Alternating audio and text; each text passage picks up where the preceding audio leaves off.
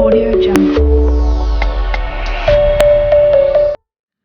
Asalaamu calaykum waraxmatullaahi wabarakaatuh. Halkan waxaan idinkaga soo gudbi doonaa taariikhda Sheekh Axmed Didaad, geesigii Islaamka. Axmed Xuseen Didaad waxa uu caan ku ahaa hadalladiisa xaqa ahaa iyo doodihiisii uu la geli jiray baadiriyiinta diinta Kirishtaanka, taasi oo sabab u noqotay in boobabkii Masiixiyiinta cagta ay soo dhigi waayaan waddanka South Africa.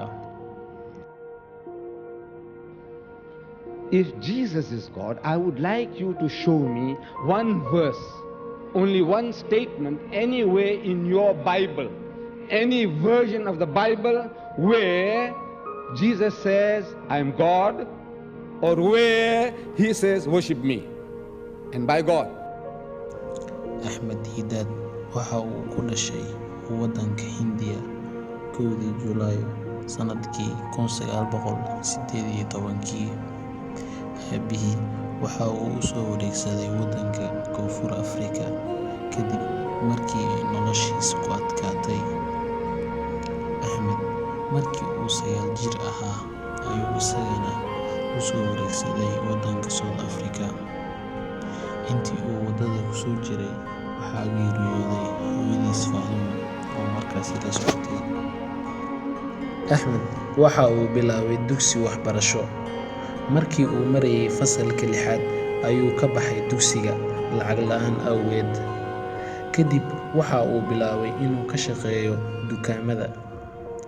Dukaankii uu Axmed ka shaqayn jiray waxaa ka soo horjeeday goob wax lagu bari jiray ardayda Masiixiyiinta ah.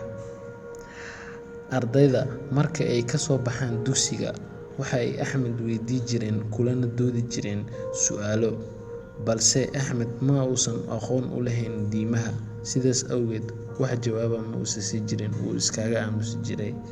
Sheekh Axmed waxa uu bilaabay inuu wax akhriyo, waxaana uu jeclaystay wax akhriska, sidaas darteed wax kasta uu akhrin jiray, jaraa'id ha ahaato, buugaagta, iyo wax kasta oo la akhriyo maktabadaha buugta yaallo.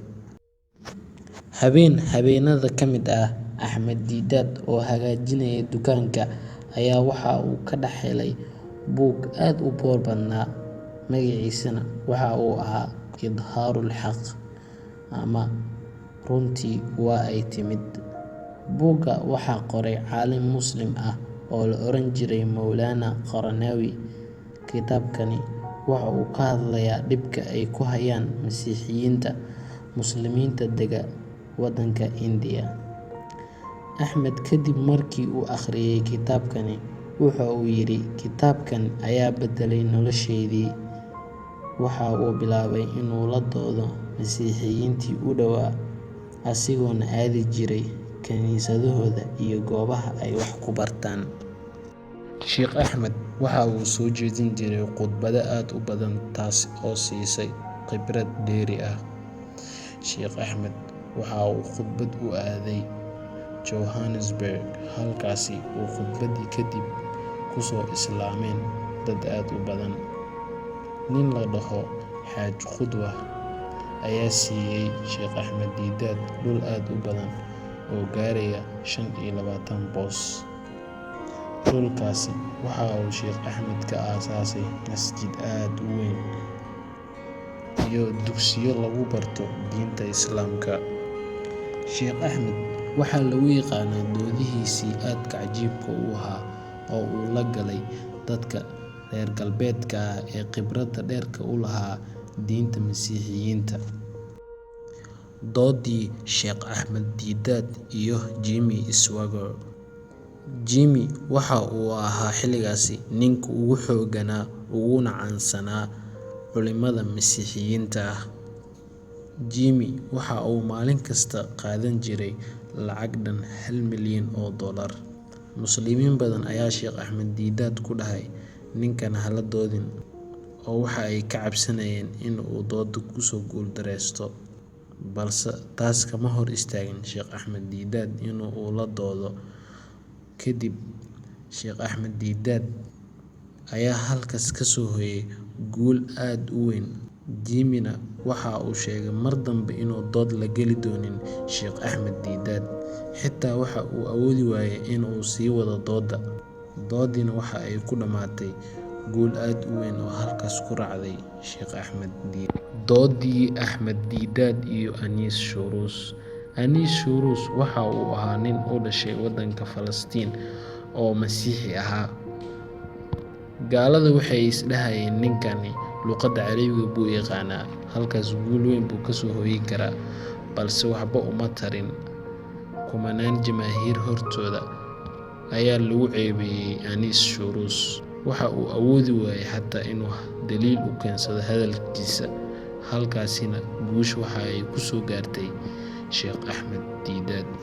Sidoo kale doodo badan oo uu galay Sheekh Axmed Didat wuxuu ka soo hoyay guulo aad u weyn. Muddadaas waxaa la waayay Masiixi ama baadari awood u leh inuu hor istaago Axmed Didat. Sheekh Axmed Didat waxaa lagu abaalmariyay abaalmarinta uu bixiyo Malik Faysal oo ah midda ugu sareysa caalamka Islaamka. Sheekh Axmed Didat ardaydii wax ka baratay oo uu soo saaray waxaa ka mid ah geesiga qarniga 21aad ee Sheekh Zakir Naik oo dhaxlay maanta cilmigii Sheekh Axmed Didat. Ugu dambeyntii, Allaha u naxariistee, Sheekh Axmed Didat waxa uu geeriyooday 8 Agost 2005 xanuun uu sariirta la jiifay 10kii sano ee u dambeysay cimrigiisa.